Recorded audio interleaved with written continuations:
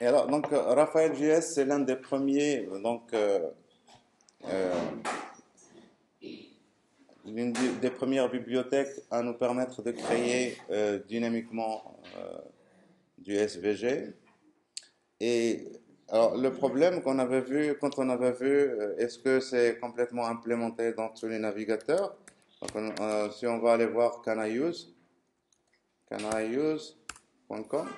au niveau du SVG, donc, c'est pas complètement, ça prend pas en charge tous les navigateurs. Et le problème existe au niveau des anciennes versions de Microsoft.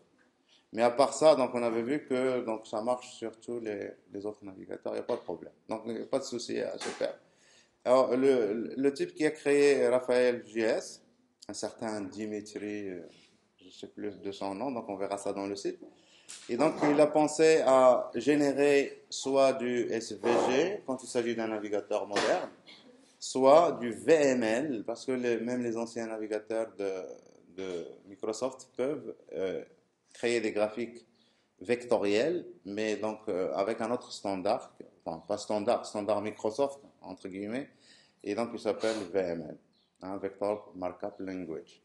Et donc lui, il va faire un test, la bibliothèque, il va faire un test, vous écrivez le code de manière uniforme, vous vous en foutez, est-ce que c'est Internet Explorer ou n'importe.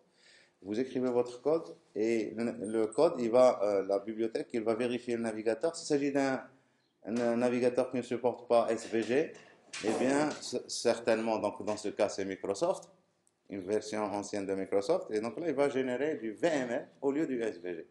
Et pour l'utilisateur final, ça devrait marcher correctement, quel que soit le navigateur.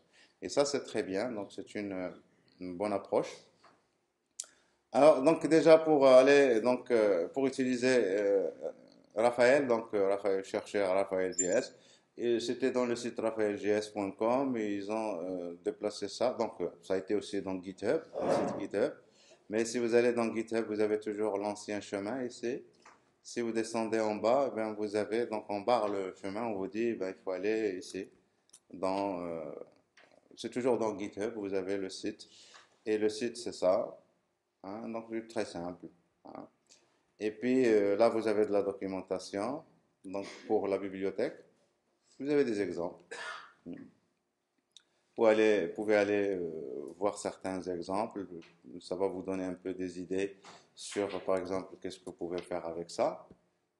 Voilà, donc ici, je clique ici. Vous voyez, vous avez des animations qui peuvent être très intéressantes. J'anime de cette position à là, mais aussi j'anime aussi la couleur. Je ne sais pas si vous voyez la couleur qui change en cours de route. Hein. Et donc ça, c'est des exemples. Donc vous avez plein d'exemples que vous pouvez expérimenter, tester, voir leur code et donc apprendre beaucoup de choses par rapport à ces exemples. Alors, donc voilà pour le site. Alors au niveau de la documentation, il est faite en une seule page. Et donc vous avez ici donc à droite, vous sélectionnez la méthode à utiliser. Donc voilà, mouse, machin, remove, etc. Et vous avez donc, les paramètres à donner, etc. Alors, donc voilà, donc bien sûr on aura besoin de revenir donc à la documentation dans certains cas. Et donc on verra qu'il va y avoir trois objets principaux. Il va y avoir element, euh, matrix. Hein, donc on va pas en parler trop. Et il va y avoir un objet paper. Et puis il va y avoir un objet, donc on va dire Raphaël. Donc on aura grosso modo à manipuler trois objets, enfin, utiliser trois objets. Et donc le secret ici, c'est de savoir donc vous référer à l'une de ces trois ou même quatre parties au niveau de votre help. Alors je reviens maintenant à mes slides. Et donc ici j'écris, donc je télécharge la bibliothèque. Pour la télécharger, il suffit d'aller sur le site, hein, pour la télécharger ou utiliser Power Install Raphaël. C'est pareil, donc il va vous charger Raphaël. Et donc vous attachez votre bibliothèque et vous commencez à utiliser Raphaël. Alors pour commencer à utiliser Raphaël, donc voici ici un exemple. Window.onload, ça vous savez pourquoi? Hein, parce que mon script est avant l'apparition de mes balises. D'accord? Donc je n'utilise pas le DOM que quand il est chargé. Quand la page est chargée ici. Alors, j'ai ici deux instructions. La première, paper égale Raphaël, 2, et je lui donne trois paramètres. Et là, je lui donne un ID, stage. Et donc, stage ici, c'est une balise que vous créez quelque part dans laquelle vous voulez créer un SVG, un document SVG. Et puis, vous donnez les dimensions. Alors, l'exécution de cette première ligne, qu'est-ce qu'elle va faire? Eh bien, il va créer une balise SVG, SVG/SVG, hein, à l'intérieur ici, et il va lui donner width égale 200, height égale 200, il va ajouter certaines descriptions, etc. Et à partir de là, vous avez un objet paper. Et cet objet paper, il expose un ensemble d'éléments, un ensemble, pardon, de méthodes que vous pouvez appeler pour créer les éléments que vous mettez dans votre... Alors ici, les éléments, donc au niveau de la documentation, les éléments, c'est ici element, ah pardon, donc c'est pour créer, c'est paper, hein, paper. Mais quand vous utilisez la plupart des méthodes ici, ça va vous créer ou ça va vous permettre de manipuler les éléments que vous allez avoir ici. Et les éléments que vous allez avoir ici, ça va exactement correspondre à des éléments SVG, comme rectangle, cercle, ellipse, etc. D'accord? Alors, voilà, donc ici, alors qu'est-ce que je crée? Je crée un rectangle. Et on voit très bien les paramètres. Donc ici, X, Y, width, height, et là, c'est le rayon. Rx, Ry. Rx égale Ry ici. Et donc, ça m'a dessiné ça. Et puis ici, point atre, je change un attribut. Et je pense que pour ceux qui ont fait jQuery, ils comprennent, c'est exactement pareil. On va voir que, donc, par exemple, Raphaël, celui qui a fait Raphaël, forcément, il a été influencé à 90% de jQuery. Et donc, quand vous allez travailler avec ça, vous allez vous retrouver, si vous connaissez jQuery, très rapidement. Donc voilà, après ça, donc ça vous dessine ça. Ok. Alors après, alors donc ici pour créer les différents. Donc quand vous avez l'objet paper que vous obtenez ici, là, en appelant la fonction Raphaël, vous pouvez appeler des méthodes pour créer des rectangles, des cercles, des ellipses, des textes, des images et des pattes. D'accord, on finit par les pattes. Mais il y a beaucoup de choses qui manquent. Alors si vous prenez donc dans SVG, vous avez line, on l'a pas ici. Vous avez polygone, on l'a pas. Vous avez... Alors tout ça, donc on peut le substituer en utilisant donc surtout path, la dernière ici, path, qui va nous permettre de dessiner des pattes, comme on les avait vus au niveau de SVG. Hein. Et ça va donc, c'est grâce à path qu'on va combler toutes les lacunes. Mais il faut savoir que la bibliothèque, elle est extensible et on peut ajouter, si on veut, d'autres éléments. Comment dessiner, créer d'autres nouveaux éléments. Alors voici un exemple ici de l'utilité d'une telle bibliothèque. Je veux créer, je sais pas moi, donc si vous voulez créer un graphique, donc ici, voilà, je fais ça, une boucle comme ça. Et là, paper, donc j'obtiens l'objet paper qui va me donner les interfaces pour créer les éléments. Je fais une boucle jusqu'à 10 fois, 10 tours. Et chaque tour de boucle, je crée un cercle et je le positionne ici, je modifie juste le X. Mais tous les cercles, ils sont pareils. Et pour tous les cercles, je leur donne l'attribut fill. Hein. Fill, c'est, donc on comprend, c'est exactement l'attribut fill de SVG. Et ça me donne les 10. Alors, il se peut ici, donc vous pouvez tracer rapidement donc, un graphique, par exemple un histogramme. Ici, en traçant des rectangles et en donnant des hauteurs qui sont différentes en fonction des données que vous avez dans un objet, etc. Donc très rapidement, on peut faire des choses et on n'a pas écrit beaucoup de code, rien. Donc, et l'intérêt de ça, c'est que vous avez cet aspect dynamique. On peut ajouter du texte de manière très facile. Et donc ici, pour ajouter du texte, paper.text, et vous donnez la position, vous voulez positionner votre texte, et vous donnez le texte. Et puis après, pour le balise texte au niveau de SVG, ils ont pas plein d'attributs, les textes. Par exemple, ici, font size, vous pouvez choisir la police, etc. Et donc, il suffit de connaître ces attributs et de pouvoir les utiliser ici de manière uniforme. Voilà, donc ça m'écrit ici le lorem ipsum. Et là, j'ai mis un anti/n. Vous voyez que c'est revenu à la ligne, etc. D'accord? Alors, comme on peut, par exemple, utiliser la fonction donc vraiment qui est très intéressante, c'est path. Et la path, donc on va donner les chemins exactement comme on les avait vus au niveau des SVG, exactement comme on les avait vus au niveau des SVG. Et donc ici, pour dessiner ça, j'ai utilisé une seule instruction. Maintenant, l'intérêt, c'est que je peux manipuler ça avec le code. Je peux déplacer, je peux faire des transformations au moment voulu, hein, en répondant à des événements, etc. Et alors, donc ici, pour Path aussi, l'intérêt, c'est que je peux travailler ou je peux demander à un designer de me faire un truc graphique joli, parce que moi, je ne sais pas faire ça, je sais écrire que du JavaScript. Et quand il va me faire le truc joli, ben, je vais prendre juste l'attribut D de Path, le contenu de l'attribut D, je le mets ici, et ça va marcher. D'accord? Alors après, alors, il y a une méthode qui est très importante, c'est la méthode ATR. Et donc cette méthode ATR, comme son nom l'indique, c'est pour positionner des attributs. Et donc positionner des attributs, c'est exactement les attributs de la balise SVG. Et donc alors on peut les positionner à la jQuery, si vous vous souvenez. On peut envoyer dans un objet littéral donc tous les attributs avec leurs valeurs. Et ça permet d'aller très vite. Alors au niveau de la documentation, ça, cet attribut, ça concerne un élément. Hein, un élément a des attributs. Donc, element, et on va aller chercher atr. Et donc, si je vais vers atr ici, vous allez voir que la signature de atr, vous avez plusieurs manières pour écrire les choses. Alors, les paramètres. Alors, ça peut être un attribut avec une valeur. Ça veut dire, c'est à la jQuery. Ça veut dire, vous donnez un attribut, chaîne de caractères, et une valeur. En général, ça va être une chaîne de caractères. Ça dépend. Ça peut être un nombre. Si vous dites stroke width, vous donnez 10, eh bien c'est bon. 10, donc ça correspond à la valeur de stroke width. C'est une dimension. Enfin, c'est un nombre. Mais vous pouvez donner un seul paramètre comme objet. C'est ce qu'on vient de voir dans l'exemple. Et donc un tableau, un objet littéral donc vous passez un ensemble d'attributs en même temps. Vous pouvez passer un seul attribut et à ce moment-là, ça va être quoi? Voilà, donc il va retourner la valeur de l'attribut. Donc ici, c'est une lecture. Donc ici, dans les deux cas ici, c'est une écriture. Et là, c'est une lecture. Mais vous pouvez passer aussi un tableau. Alors si vous passez un tableau, et donc ici, ça va vous retourner donc vous pouvez, donc là aussi c'est une lecture, là et là c'est une lecture, mais je vais lire plusieurs attributs en même temps.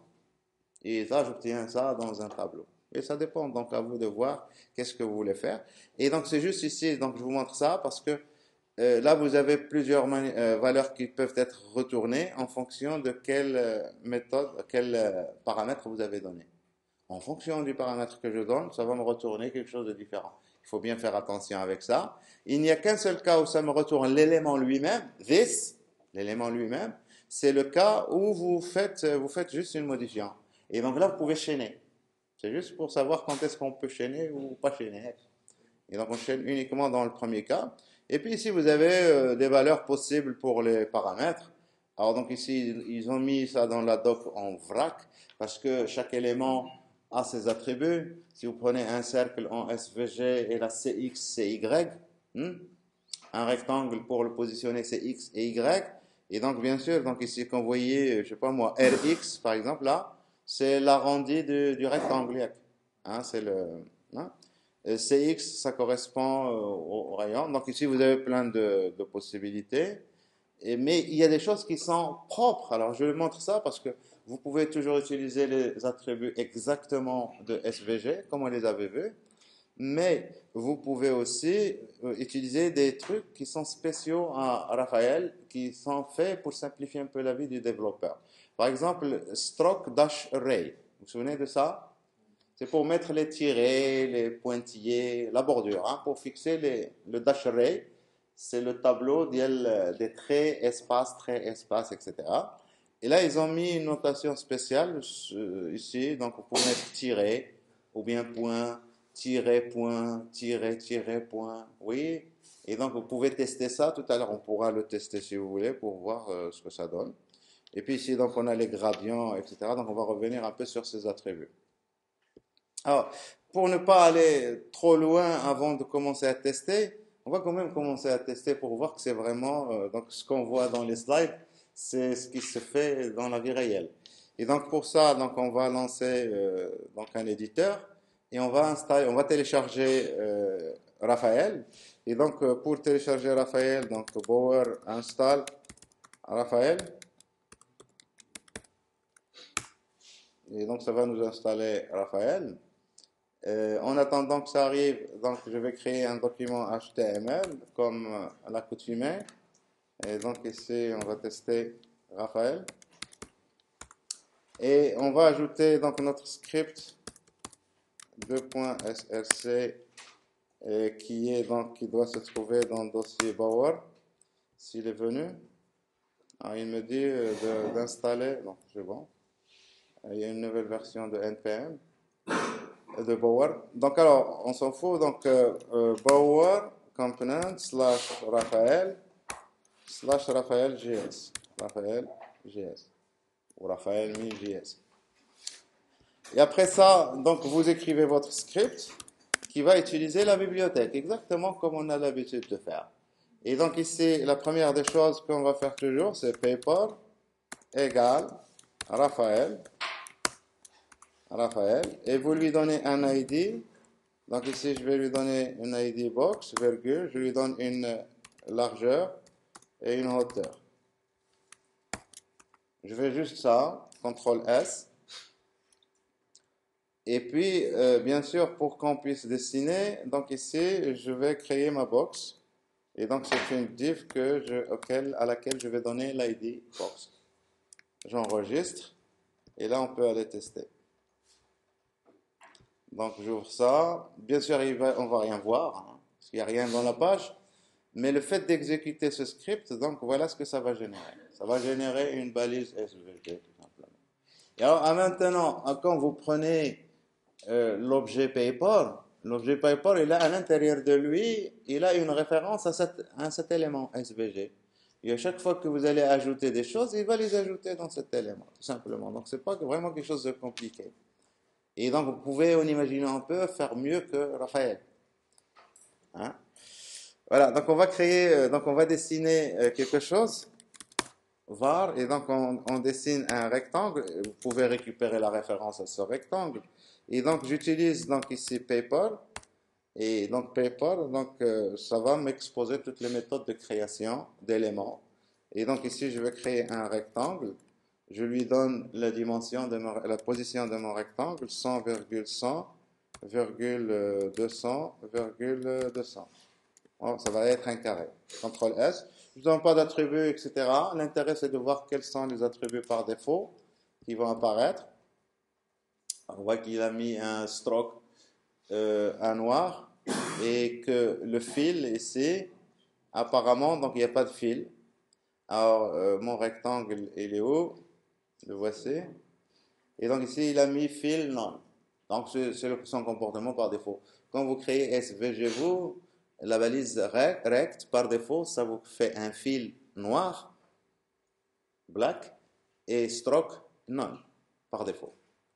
D'accord? Donc ici, ils ont choisi de montrer au moins quelque chose à l'inverse de ce qui se fait directement par SVG. Alors, vous pouvez ajouter ici un quatrième paramètre ici. Donc, je mets 40. Et là, ça va arrondir les coins. Et vous pouvez continuer, chaîner. La méthode rect retourne l'élément lui-même, element.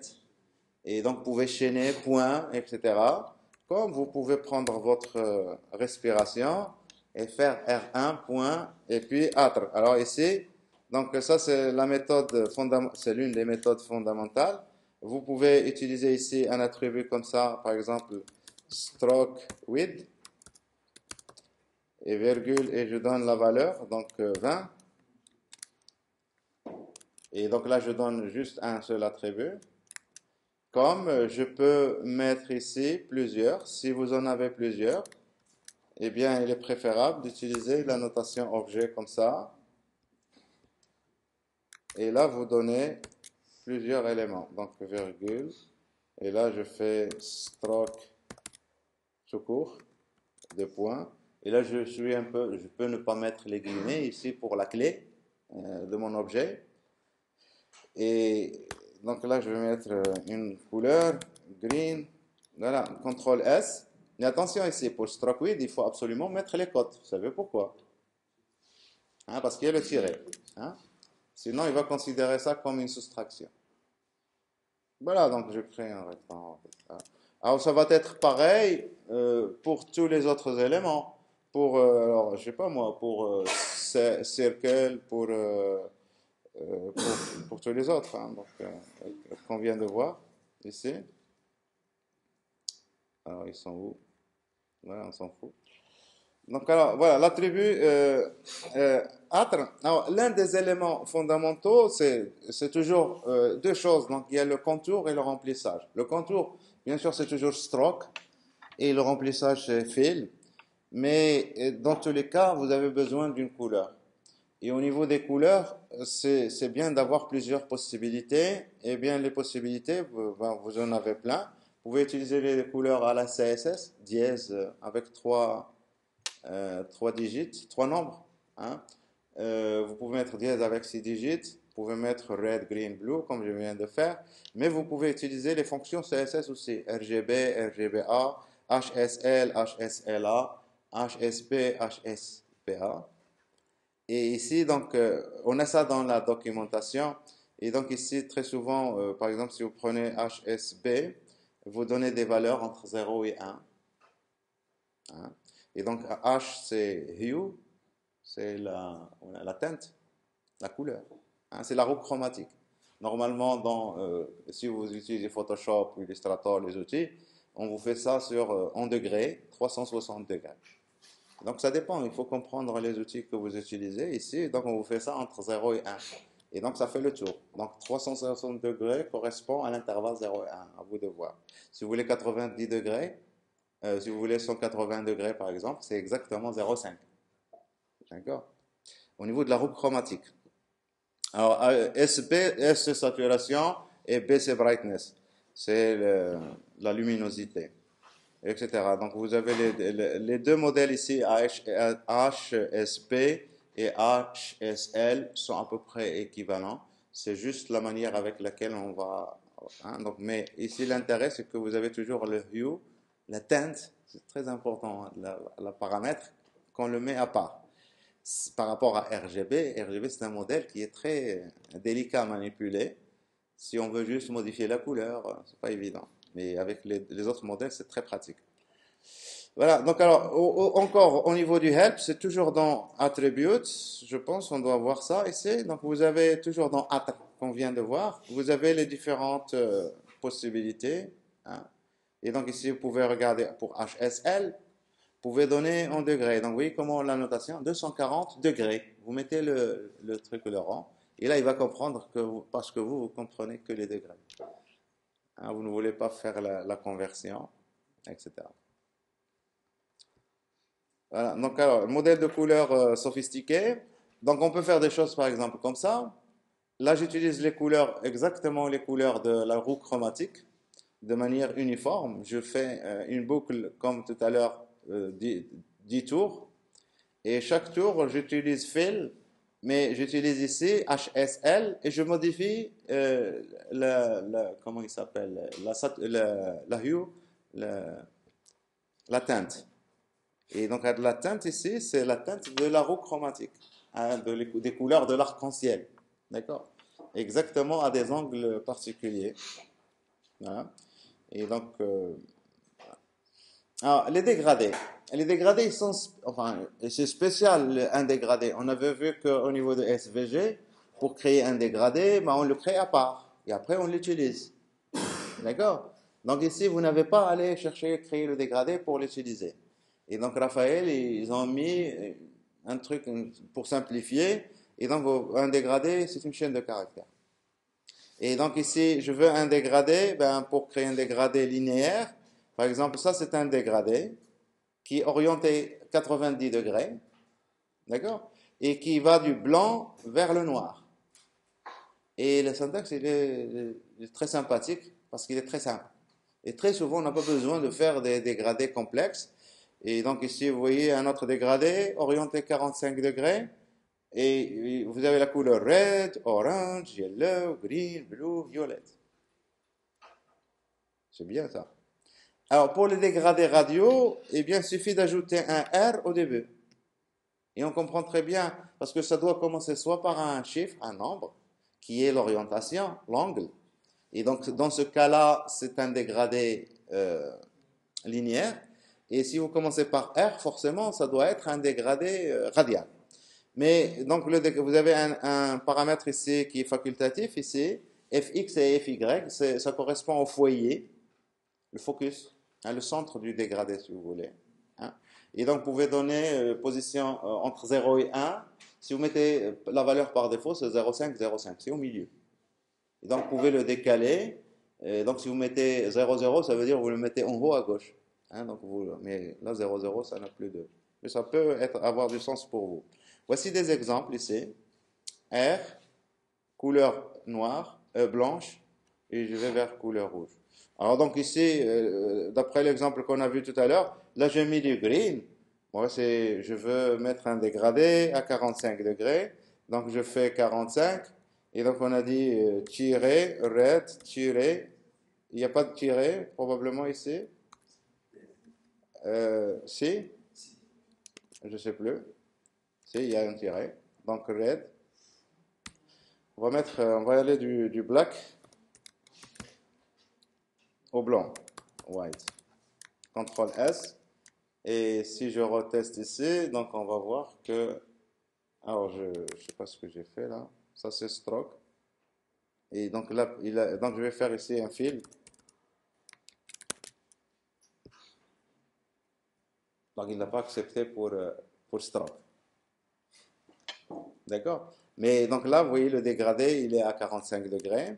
Si je mets ici, j'ajoute des choses pour qu'on voit notre... donc, je fais stroke pour voir qu'on peut toujours utiliser les choses qui sont les choses courantes de SVG. Je fais stroke opacity et je mets de point 0.5, 20 virgule, et j'actualise ici. Donc on voit des effets qui peuvent être intéressants. Rapidement, je mets 60 dans le stroke width. Bon. Donc ici, la bordure ici, elle est transparente. Hein. Le contour, il est transparent à 0,5 et donc on voit le remplissage. Le remplissage, ça va jusqu'ici, le remplissage, à l'intérieur. Bon. Donc voilà pour dégrader. Vous voulez que ce soit radial et donc pour radial, il suffit d'ajouter R ici. Et donc R black, wait. Il n'y a pas de tiret pour R. Hein, si? Non, il n'y a pas de tiret. R black, wait. Oh non, non, c'est facultatif. Hein, c'est facultatif le paramètre. Alors c'est où mon... Le paramètre, c'est facultatif. Donc R, j'ai mis... Ah, tiret, ici, on a mis tiret. Non, non. Normalement, ça devrait fonctionner alors. Si ça ne fonctionne pas, c'est qu'il y a un problème. Donc c'est juste, il faut mettre R. Si ça commence par R, il s'agit d'un dégradé radial. Hein? Non, non, non. R black, tiré, ouais. Moi, je croyais qu'ils ont fait les choses très bien. Et donc, on devrait normalement voir notre dégradé qui va être déclaré quelque part. Il ne l'est pas. Et donc, alors, je vais changer juste la couleur. R red. Non, ça marche pas. Alors, si on met ici donc la valeur par défaut 0,5, 0,05, ça devrait fonctionner. Hein. Parce que ici, on va voir dans le help, au niveau des dégradés, donc les dégradés, ils sont là. Donc vous mettez R et puis la couleur. D'accord? Et vous pouvez ajouter d'autres couleurs hein, en mettant un tiret entre les différentes couleurs. Et les couleurs, vous pouvez les mettre exactement comme vous voulez. Hein, parmi les modèles que vous avez ici. Et donc, si vous voulez mettre une couleur RGB, normalement ça devrait fonctionner. Et donc là, Je réessaye. Ça va pas fonctionner.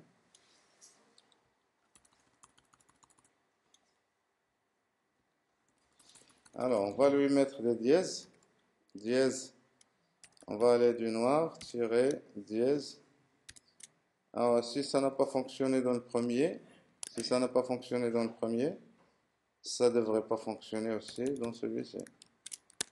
Si ça fonctionne, c'est qu'il y a un bug. Donc, il y a un problème.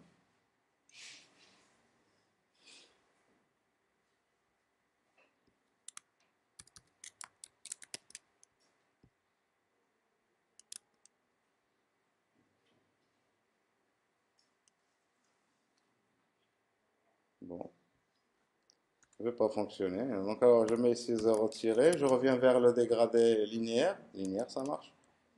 Et radial, il ne veut pas marcher. R, CTRL S, pas marcher.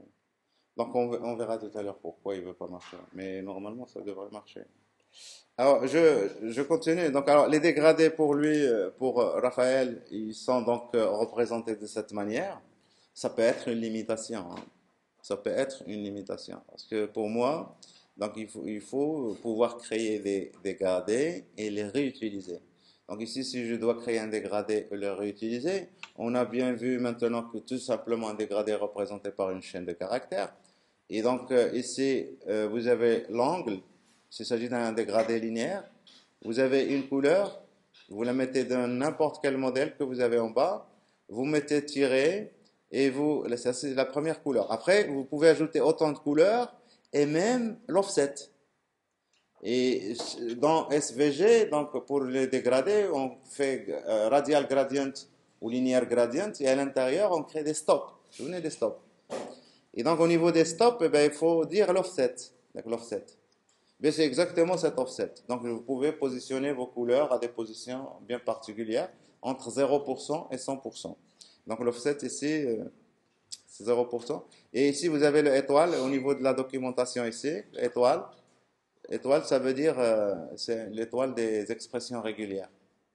0 ou plusieurs fois. Vous pouvez mettre autant de couleurs que vous voulez. Donc voilà pour les dégradés. Donc ici, j'utilise un dégradé. Donc vous voyez ici, donc ça marche ici. Hein? Moi, je vais copier ce code. Je ne sais pas pourquoi ça ne va pas marcher. C'est quelque chose de bizarre. Donc je copie ça. Et chaque tour de boucle, je crée. Donc ici, je fais ça. CTRL V, CTRL S. Et je reviens ici. Et j'actualise. Là, ça a marché. Miraculeusement. Mais c'est pareil. Donc R, white, vous voyez ici. Collé, pas de problème. Lui, quand il trouve R, il va analyser ce qu'il y a après le R. Pour lui, ça doit être une couleur. Si c'est un mot qu'il ne comprend pas comme une couleur, eh bien là, il va rien mettre. Il va annuler donc le fil, il va mettre non à la place. Mais le deuxième ici, vous voyez que j'ai mis un modèle HSL. Et donc ici, c'est dynamique, HSL. Et chaque tour de boucle, je modifie la teinte, la hue. D'accord? Là, ça marche. Je ne sais pas qu'est-ce qu'on avait ici qui n'allait pas. Ces fils. Hein? Non, non, les guillemets. Pour fil. Non. Ici, c'est un objet littéral au sens JavaScript. D'accord? Et donc, au sens JavaScript, vous pouvez mettre les codes, les guillemets, ou ne rien mettre s'il n'y a pas de caractère spécial. Hein? Et donc, sinon, il s'agit de toute façon d'une clé au niveau de votre objet. Voilà, donc on s'en fout. Là, vous comprenez que ça marche et que ça n'a pas marché pour ça. Et donc, paraît-il qu'il doit y avoir un bug quelque part.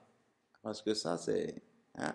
Pour moi, ici, je lui ai dit, ici, R red-green. Eh bien, il doit aller de la couleur rouge vers la couleur green. Et c'est un dégradé radial. Et donc, il ne me le fait pas. Il n'a pas voulu me le faire. Pourquoi? Donc, hein. Voilà, donc paraît-il, alors donc ici au niveau de la console, il n'y a pas eu de problème, il m'a rien dit de spécial. Bon, allez, on s'en fout. Donc on continue par rapport à nos slides pour qu'on ait rapidement une vision globale de tout ce qu'on peut faire. Donc voilà ici pour le remplissage. Le remplissage, donc vous avez plusieurs possibilités. Vous pouvez mettre ici par exemple RGB, HSBA, pour un dégradé, c'est toujours l'attribut fil, hein, 0-red, etc. Hein,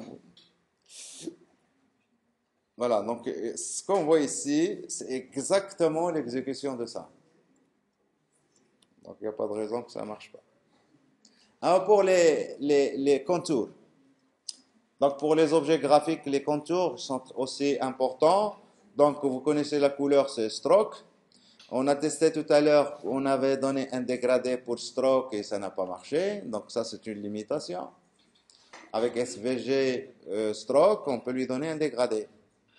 Et des fois, ma foi, c'est très intéressant d'utiliser des dégradés au niveau de stroke aussi. Quand vous mettez une grande épaisseur, eh bien, ça devient carrément une surface. C'est le cas de notre dessin qu'on a fait ici, là. On a donné une grande épaisseur et là, c'est une surface aussi. Donc, pourquoi ne pas mettre aussi des dégradés alors que SVG nous le permet? Bon, on va dire, c'est une limitation. Mais vous avez alors, donc, stroke tout court, c'est couleur, tout simplement. Mais vous avez stroke width, donc ça, c'est exactement stroke width. Et vous avez stroke dash array, qui vous permet de donner les tirés. Alors, si vous faites ça avec SVG, simple, SVG, ben vous donnez dans stroke dash array, vous donnez des valeurs séparées par un espace ou un séparateur virgule. Alors, vous mettez 10 espace 4 espace 20 par exemple. Si vous faites ça, ça veut dire que le premier tiré va avoir 10, le deuxième c'est l'espace, 4 c'est l'espace, le deuxième tiré va avoir 20, etc. Et donc, vous pouvez donner plusieurs valeurs. Si vous voulez un trait bizarroïde, longueur de 20, puis un espace de 5, puis une longueur de 30, puis un espace de... Vous donnez ça. Et c'est une suite de valeurs que vous donnez. Les autres attributs, line cap, etc., c'est des attributs, donc vous pouvez aussi les ajouter de manière normale. Après ça, donc, quand vous dessinez des rectangles, les rectangles sont horizontaux, hein. Et puisque la plupart du temps, nous, on veut par exemple un rectangle qui est incliné, hein, et donc si vous voulez ça, ben, il faut faire des transformations. Et donc les transformations qu'on peut faire, on peut faire toutes les transformations, bien sûr, avec Raphaël. Seulement, donc on a des raccourcis qui nous permettent d'aller très vite pour faire des translations, des rotations, des mises à l'échelle. Et donc pour ça, vous avez des méthodes. Alors vous avez des méthodes directement qu'on va tester. Donc j'enlève ma boucle ici et je garde juste mon rectangle et je lui donne pas de ça. Et on va lui donner des attributs.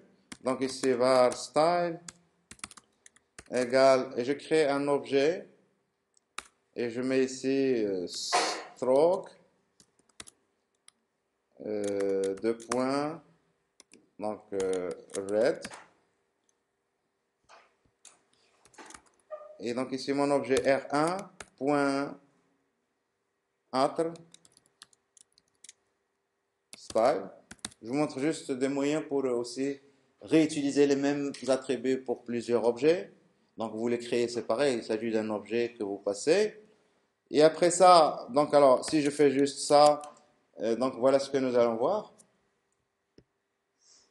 Rectangle carré. Et donc on va ajouter virgule stroke width. Stroke. Alors tirer 8, bien sûr il faut que je mette ici les guillemets ou les cotes. Et je vais mettre 4 pour qu'on voit un peu plus, que ce soit lisible. Alors je prends mon objet ici, R1, et donc je fais R1, point. Alors, on peut faire toutes les transformations pour ça. Donc alors R1, donc si vous voulez, je crée un autre objet, R2. Comme ça on va voir R1 comme référence. Et on va transformer l'autre. D'accord? CTRL V. Et donc ça, j'appelle ça R2. Et c'est point entre, je chaîne de style. Et si je vais comme ça, ben, j'ai les deux objets exactement l'un sur l'autre. Maintenant, je vais transformer R2. Et donc R2, alors vous avez point translate, et donc ici vous lui dites, je veux que tu ailles de 100, par exemple 100. 100 suivant X et 100 suivant Y. Voilà. Donc il s'agit d'une translation. Vous voulez une rotation, donc c'est rotate. Et je lui dis de me faire une rotation de 45 degrés. Alors, si vous vous souvenez, au niveau de SVG, pour faire ça, il faut toujours donner le centre de rotation. Et donc ici, au niveau de Raphaël, ça c'est un vrai avantage. Hein, parce que toutes les rotations ici, quand vous les faites par rapport au centre de l'objet, directement. Et si au cas du besoin, vous avez besoin de tourner par rapport à un autre point, vous pouvez le faire. Et donc ici, vous mettez virgule, je sais pas moi, 200, virgule 100. Hein. Et donc vous donnez le centre de rotation. Et là, donc tout devient possible. De manière très facile. Ok? Alors,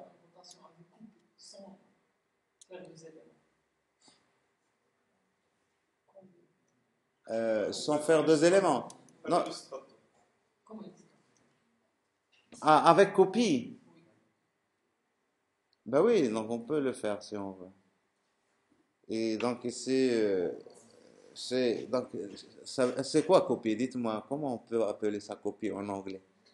Clone. Bon, peut-être. Donc alors, ici, mon rectangle R1, je ne le crée plus. D'accord? Et je fais ça R2, point clone, point rotate.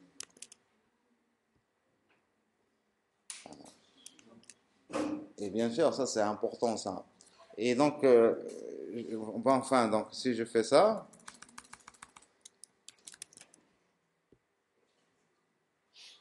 à la base j'ai un seul objet, et quand je vais utiliser, donc je le clone et je l'utilise. Mais attention, donc ici, il ne s'agit pas de cloner, donc si vous clonez, c'est bien, mais imaginez que vous avez une boucle, vous clonez, et après quand l'utilisateur clique, vous reclonez, etc. Bien, votre truc va vous créer des objets, hein. Et ces objets, ils sont gérés en mémoire. Et des fois, vous avez des objets qui cachent d'autres objets. Donc, les autres qui sont derrière, elles ne servent plus à rien. Donc, il faut savoir, si vous savez cloner, ben, il faut savoir aussi effacer. Et donc, effacer, c'est pas effacer dans le sens, il faut supprimer l'élément de DOM, du document SVG. Il faut le supprimer du document. Et au niveau du DOM JavaScript, on utilise la méthode remove child. Pour ajouter un enfant, c'est append append child. D'accord? Et pour enlever un élément, c'est remove child. Donc il faut l'enlever, cet élément. Il ne faut plus qu'il existe. Et donc quand vous l'enlevez, le garbage collector va passer, puisqu'il n'a plus aucune référence pour cet élément, il va être envoyé à la corbeille. Enfin, il va être effacé. Donc la mémoire, donc ici, il est géré au niveau de JavaScript de manière automatique. Donc il y a un garbage collector. Quand vous avez des objets qui n'ont plus de référence, ils sont enlevés. Mais si vous avez un objet qui est attaché au DOM, même s'il n'a pas de référence, il ne sera pas enlevé puisqu'il est attaché au DOM. Donc il a forcément une référence, pas pour vous, mais il a une référence au niveau du moteur de rendu. D'accord? C'est bon? Voilà. Donc ici, voilà pour donc rotation. Et donc, alors, vous pouvez chaîner. Alors, je peux faire point translate. Et ça, c'est vraiment très intéressant à expérimenter. Hein. Donc, je déplace de 100,0. Donc, je vais horizontalement, normalement vers la droite. Vous vous souvenez de ça? Et donc, il s'agit d'une translation. Et quand on a fait, donc j'ai fait une rotation et puis j'ai fait une translation. Et donc quand on a fait la rotation, le repère a tourné de 45 degrés. Le repère XY, il a tourné de 45 degrés. Et donc X maintenant, il est orienté comme ça. Si je fais une rotation ici pour mieux le saisir, de 90 degrés, eh bien là, ça va descendre. Le X va être vers le bas. C'est bien ça aussi. Des fois, on a besoin de ça. Je m'en fous, donc ici, du repère. Si je tourne le repère, pour moi, avancer, c'est toujours avancer par rapport au premier repère. Des fois, on a besoin de ça. Et alors, si vous allez me dire, alors, et si on inverse, qu'est-ce que ça va donner? Si on inverse ici. Donc, je fais d'abord la translation, et après, je fais la rotation. Donc, ça change tout. Et là, bien sûr, puisque je fais 90 degrés, et donc si je mets ici 45, vous allez mieux saisir ça. Voilà. Et puis vous avez scale, donc vous pouvez continuer, point scale. Et là aussi pour scale, c'est la mise à l'échelle. Donc je lui dis 0.5, donc réduction suivant x et y, 0.5. Et donc si je clone et je fais des rotations, vous voyez que je peux créer rapidement un graphique qui peut être intéressant. Ok. Ouais, donc voilà, donc on peut créer des figures ésotériques, hein, des trucs spéciaux. Voilà, donc je reviens à mes slides. Donc les transformations. Maintenant, au niveau de Raphaël, vous avez ces méthodes, mais vous avez aussi la méthode, donc on peut utiliser la matrice de transformation. Et là, c'est vraiment très général. De toute façon, si vous analysez le code qui a été généré, Raphaël, il génère toujours la matrice de transformation. Et pour lui, vous n'allez pas trouver ici transform. Ici, vous allez avoir ici, c'est la matrice qu'il va générer. Et lui, il ne travaille qu'avec la matrice. Parce que c'est bien ça. D'accord? Et alors, donc ici, nous, on ne va pas avoir cet aspect matrice, mais on va utiliser donc les bases qui vont nous générer une matrice. C'est pour vous donner un parallèle. La matrice, c'est un peu comme si vous utilisez RGB. D'accord? Vous mélangez les couleurs, mais vous avez du mal à saisir quelle est la couleur qui va être générée. Mais quand vous utilisez rotate, etc., là on sait qu'est-ce qu'on est en train de manipuler au niveau de la transformation. Et c'est un peu comme si vous utilisez HSB ou HSL au niveau du modèle de couleur. C'est juste pour vous donner un parallèle. Et loin de là. Et donc alors, Raphaël il utilise une syntaxe chaîne de caractères. Je peux exprimer une transformation avec une chaîne de caractères. Et donc il a mis en place des caractères, T pour translation, R pour rotation et S pour scale. Et donc on peut écrire des choses comme ça. Et donc ici alors, je crée ici un rectangle de référence. C'est le rectangle en gris. Vous le voyez ici? D'accord? Et ce rectangle, je crée un autre rectangle. Ça, c'est un rectangle. Ça, c'est un autre rectangle. Mais seulement tous mes rectangles, ils ont à la base les mêmes dimensions. Et ils sont positionnés, la création, au même endroit. Et après, je fais des transformations. Je fais transformation 45 degrés. Et là, je le colore avec le rouge. Ça me donne ça. Et donc, c'est pour faire une rotation de 45 degrés, R45. Mais on utilise ici transform. La méthode transform. D'accord? L'attribut transform au niveau de SVG, qu'est-ce qu'on donne comme valeur? Eh bien, on donne les fonctions. Rotate, translate, etc. Donc ici, il a mis un truc pour simplifier ça. Et donc, rotation, là, je fais une translation pour le green, le vert. Je me suis déplacé de 20 suivant X et de 160 suivant Y, le vert. Et puis, pour le bleu que vous avez là, j'ai mis scale, 1,2. 1 suivant X, je n'ai pas modifié la largeur, mais la hauteur, je l'ai doublé. Et le dernier, le cyan, là j'ai composé. Là j'ai fait une rotation de 45 degrés, et suivi d'une translation, suivi d'une mise à l'échelle. Alors là encore, bien sûr, vous allez trouver qu'il y a une suite d'opérations qui vont se faire. Vous allez dire, mais comment ça va être interprété tout ça? Eh bien, si vous voulez le voir, donc ici, on va prendre cet objet-là, et au lieu d'utiliser translate, machin, etc., on va faire transform. Point transform. Transform.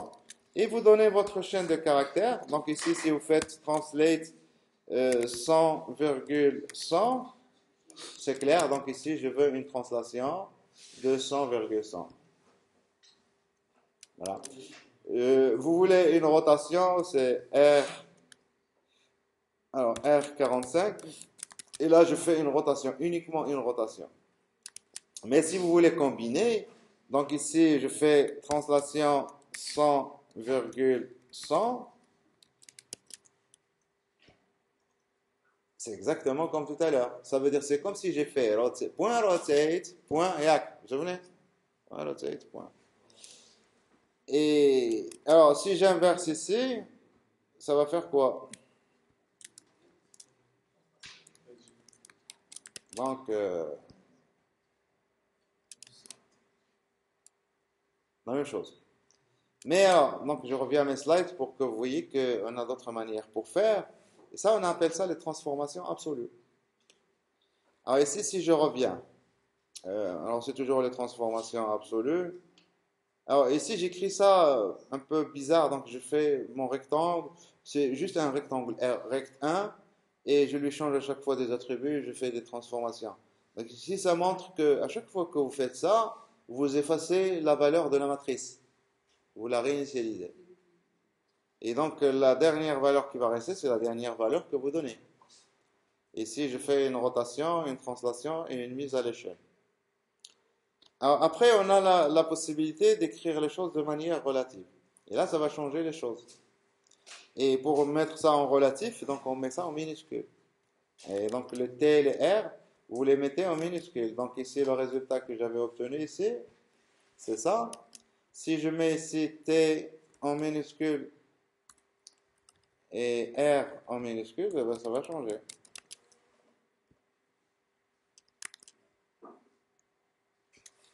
Ici, ça n'a pas changé, hein. Mais si j'inverse ici, parce que là, je lui ai dit, alors, oui, c'est ça, donc alors, je mets ça, CTRL V, CTRL S. Il y a un problème pour mon truc ici.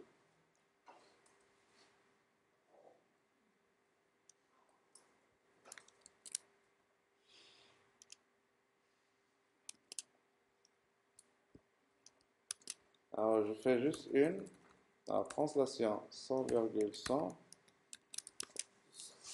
Alors, j'essaye de montrer un peu les différentes. Donc là, je fais une rotation de 45. Donc ça veut dire là, je me suis déplacé vers ce point. Et après, je fais une rotation de 45. Voilà, donc la rotation s'est faite par rapport le centre du point d'arrivée. Donc si on fait ça, si on fait une rotation là, CTRL S, théoriquement, ça va changer. Alors qu'est-ce qui a changé par rapport à tout à l'heure? Donc j'ai fait d'abord la rotation de 45 degrés, et après je me suis déplacé de 100 suivant X et 100 suivant Y. Pour mieux saisir ça, je fais déplacement de 100 uniquement suivant X. C'est ça qui fait un peu le...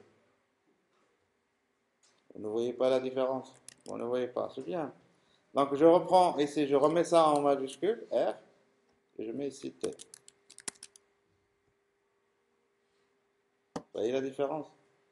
Et ce qui m'a induit en confusion, c'est parce que je fais une rotation de 45 degrés.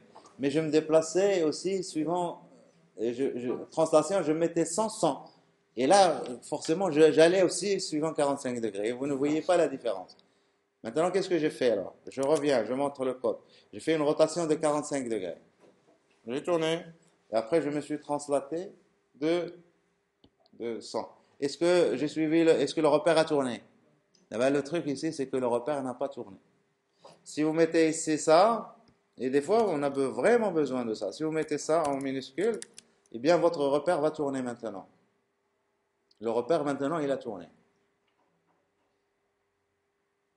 Vous voyez la différence entre relative et absolue? Ça veut dire que quand vous construisez vos transformations, ils sont exécutées de manière indépendante, si vous voulez. Dans le cas où vous mettez R majuscule et T majuscule, quand vous faites une rotation, le repère ne tourne pas. Le repère reste toujours pour nous. On fait une translation par rapport au repère initial.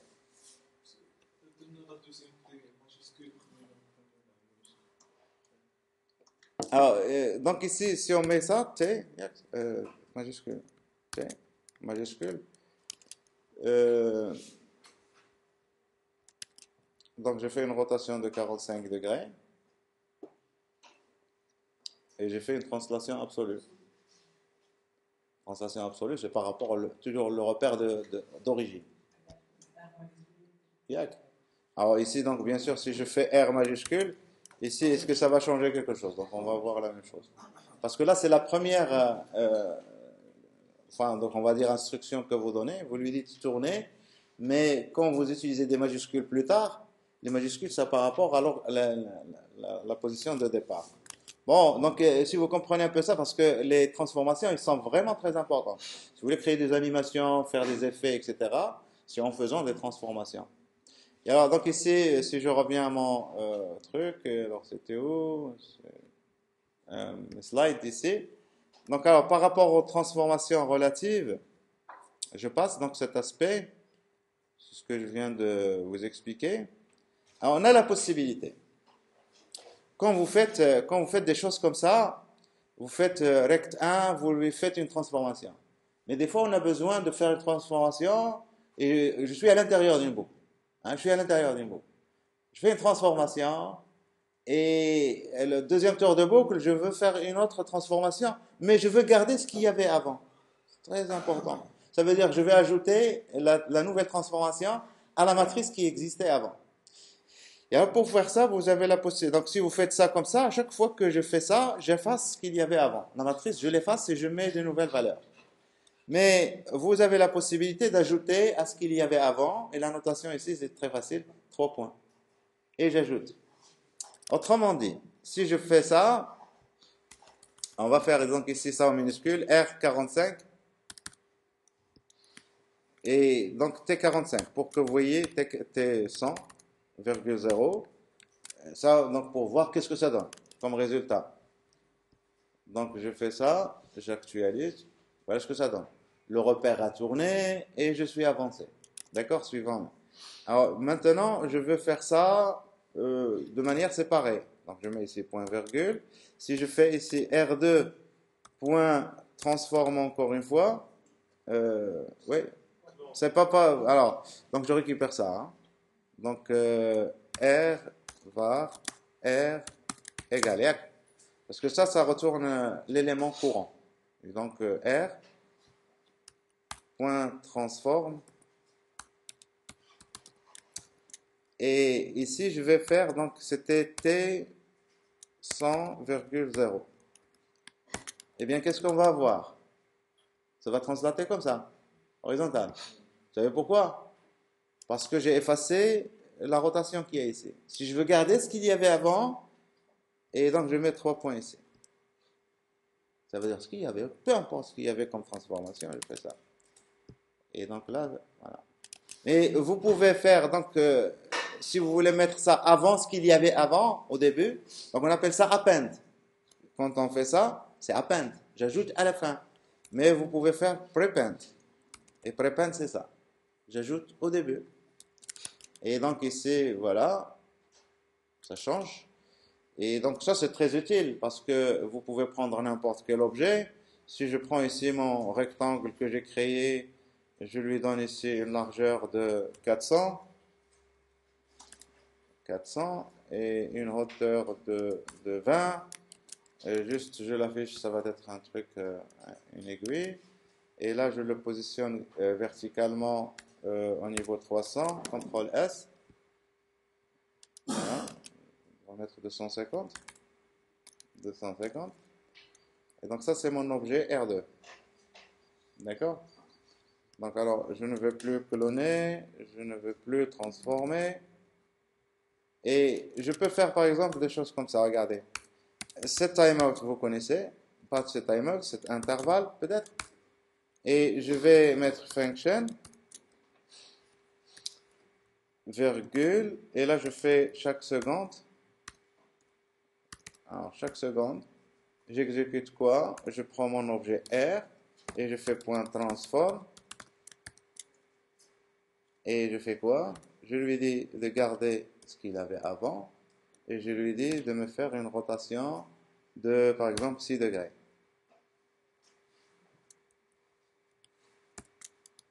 Hein, j'ai juste créé un rectangle et ça n'a pas bougé. Il y a des erreurs, donc ça continue.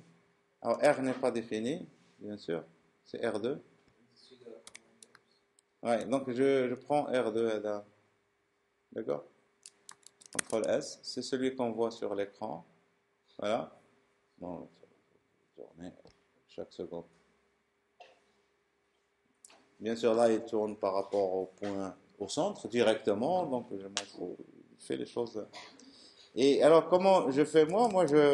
À chaque fois, chaque tour de boucle, il prend la valeur de la matrice, il va lui ajouter une rotation de 6 degrés. Et ça, c'est bien. Voilà, donc vous avez aussi la possibilité de faire d'ajouter des valeurs à la fin, au début, append, prépend, mais vous pouvez aussi ajouter des valeurs au milieu. Ajouter des valeurs, pas ajouter des valeurs au milieu. Et donc ajouter le truc qu'il y avait avant, donc on peut ajouter à la fois en avant et en arrière. On peut faire en même temps prépend et append, on appelle ça wrap, enveloppé. Je peux ajouter avant une mise à l'échelle et après je peux ajouter. Ça veut dire quoi? Ça veut dire qu'au niveau de votre syntaxe, vous devez avoir quelque chose comme ceci. Vous devez avoir par exemple T 200,0 et point point, et après je fais scale de pigé.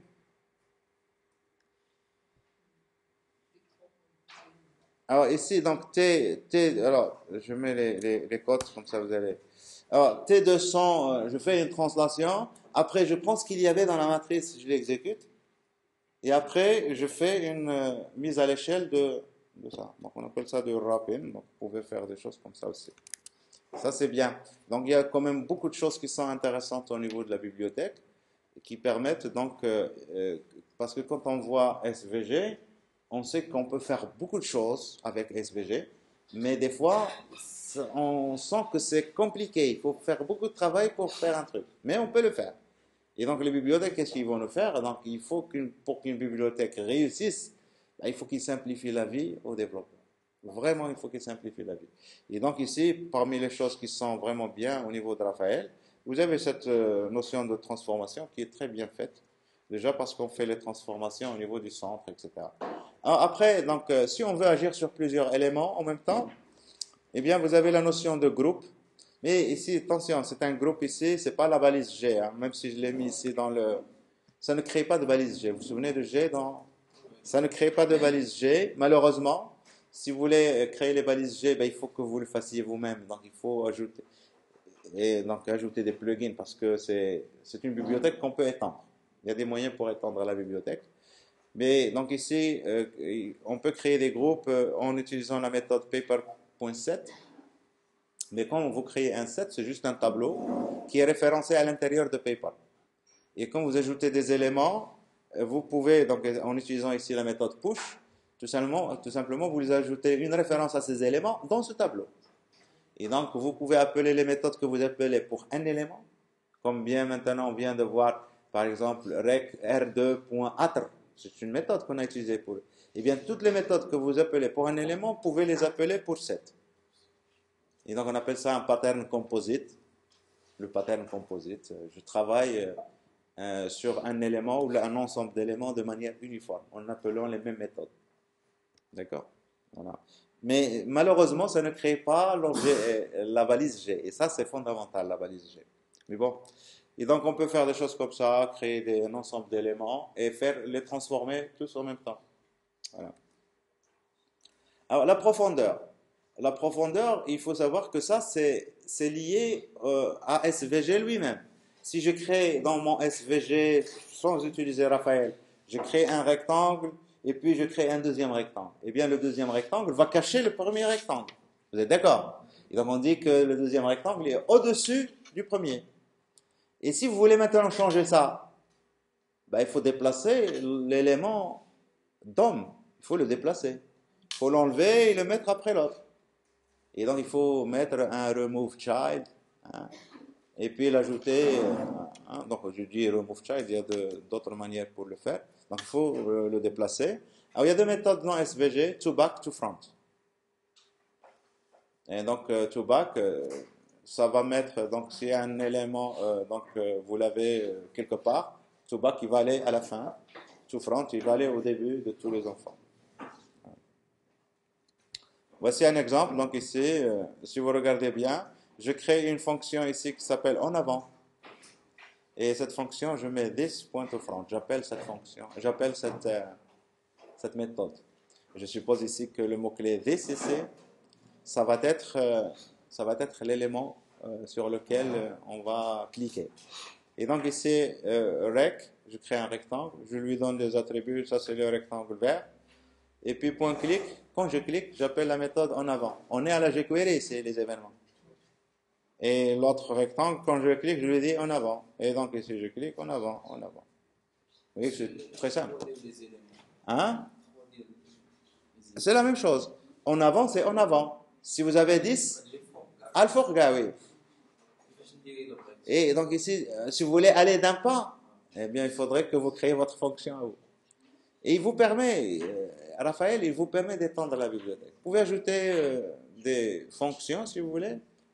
Là, il y a to front et to, c'était quoi l'autre, to back.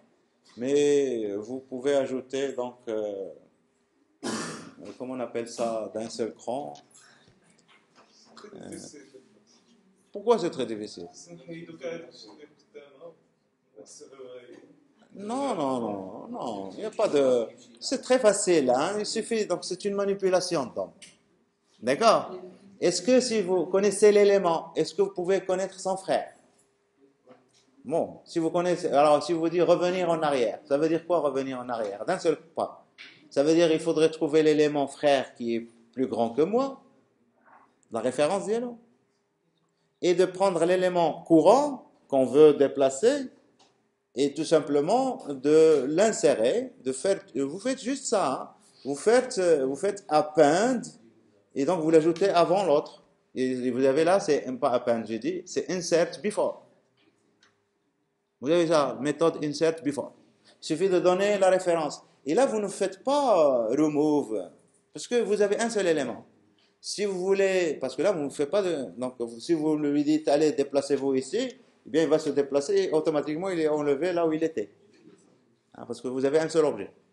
Si vous voulez avoir une copie, là, il faut cloner et puis déplacer. C'est facile, c'est pas compliqué. C'est une petite manipulation. Donc. Mais donc, vous pouvez l'ajouter, pas de problème.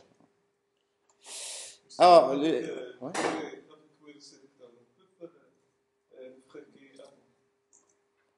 Avec query selector, c'est-à-dire avec CSS finalement, vous voulez dire. Le sélecteur. C'est quoi le sélecteur de mon frère précédent?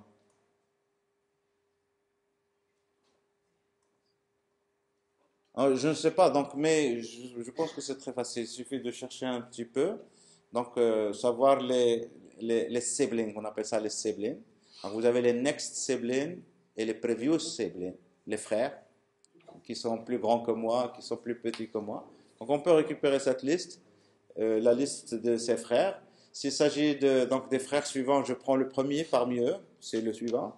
S'il s'agit des frères précédents siblings, je prends le dernier, c'est celui qui est juste avant moi. Et donc, on peut faire des manipulations comme ça sans problème. Les événements, rapidement. Les événements, ben, c'est exactement la jQuery. Oui, donc clic, mouse move, donc vous imaginez tous les événements que vous connaissez, vous les interpolez ici. Et donc, dans un événement, ça s'applique à un élément ou un set. Un set, le array qu'on a vu tout à l'heure. Et donc, quand vous appliquez un événement à un élément, eh bien, il faut dire qu'est-ce que vous voulez faire quand l'événement survient. Et ce que vous voulez faire, c'est une callback que vous passez en paramètre. C'est tout simplement ça. Et donc ici, voici donc on mouse, par exemple, mouse over, fonction de event, 10, je change le rayon. Et mouse out, quand la souris sort, je change le rayon, je le mets petit. Donc tac, tac, tac, tac. Vous comprenez l'événement. Vous pouvez ajouter les événements comme vous voulez. Alors les animations. On va faire rapidement les animations, parce que dans Raphaël, on peut aussi faire les animations. Et donc, ça va vous rappeler exactement jQuery pour les animations. Vous voyez, la méthode s'appelle comment? Ici, c'est animate, vous la voyez. Et on donne les attributs qu'on veut animer, exactement les attributs de nos objets. Et après, vous donnez la durée de l'animation. Et en quatrième, c'est exactement jQuery. Et là, on donne, j'ai appelé ça le fondu, c'est le easing. Easing, et donc là, comment, c'est la variation de la vitesse. Hein, d'accord? Et puis, vous pouvez donner une callback. Qu'est-ce que vous voulez faire à la fin de l'animation? Voilà. Et donc ici, on peut voir d'autres animations. Alors ici, quand je clique, j'anime. Je clique, j'anime. Donc vous voyez ici le bounce. Hein. Alors pour les effets pour les animations, vous avez des exemples ici qui sont intéressants au niveau du site. Si vous allez dans le site, dans les exemples, vous avez... alors qu'est-ce qu'on a? Je pense que c'est ici. Voilà, donc c'est ici. Alors animation easing. Vous avez un exemple qui vous montre les différents easing. Alors ici, ça c'est linéaire.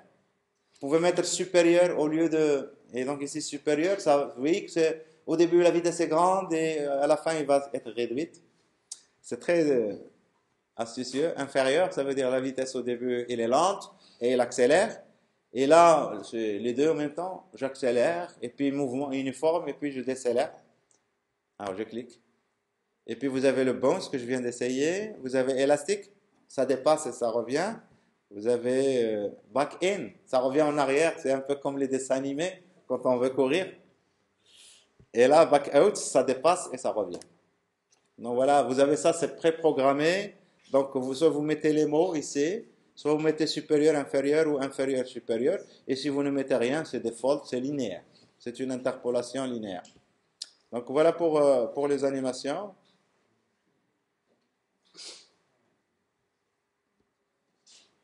Voilà, donc, alors qu'est-ce qu'il y a d'autre? Donc, au niveau de une animation, bon, vous pouvez la créer. Regardez ici l'animation. On est vraiment dans le jQuery, on est dans CSS. Donc, celui qui a fait les animations dans CSS, il se reconnaît ici. Celui qui a fait les animations dans jQuery, il se reconnaît ici. Et celui qui a fait ceci, il se reconnaît ici. Donc, facile. 10%, je fais fil, machin. 20%, je fais... donc ici, je change, je sais pas quoi, moi. J'ai changé le dégradé. 40%, je fais une transformation. Et 100%, je fais encore une autre transformation. Et voilà, donc je crée toutes les animations que... hein. Et ici, il est intéressant ici de voir que ici, je crée un objet animation indépendant et après, je vais l'utiliser. Et donc, mon objet animation, c'est Raphaël.animation. Et je le crée exactement à la jQuery. Hein, ça peut être un objet simple. Hein. Et après, j'utilise mon objet ici. Regardez, animate, je passe cet objet. Et vous avez besoin de ça si vous voulez que l'animation se répète, par exemple, ou lui donner un délai. Hein, combien de fois vous voulez qu'elle se répète. Et un délai, c'est-à-dire le temps avant lequel... enfin, le temps qu'il faut pour que l'animation commence. C'est le délai. Et donc, l'objet animation, ici, et la méthode repeat, et là, la méthode delay, hein, le délai, le retard. Et donc, ici, je lui dis repeat. Si vous voulez que ça se répète indéfiniment, vous donnez infinity. Si vous voulez que ça se répète 10 fois, vous donnez 10. D'accord? Voilà. Alors, donc, juste pour aller plus loin, donc on peut faire des choses. Donc, je vous laisse le soin de tester ça. Vous avez plusieurs objets. Hein. Par exemple, ici, j'ai un set. Set. Vous vous souvenez de set? On a dit que c'est à peu près l'équivalent du groupe. D'accord?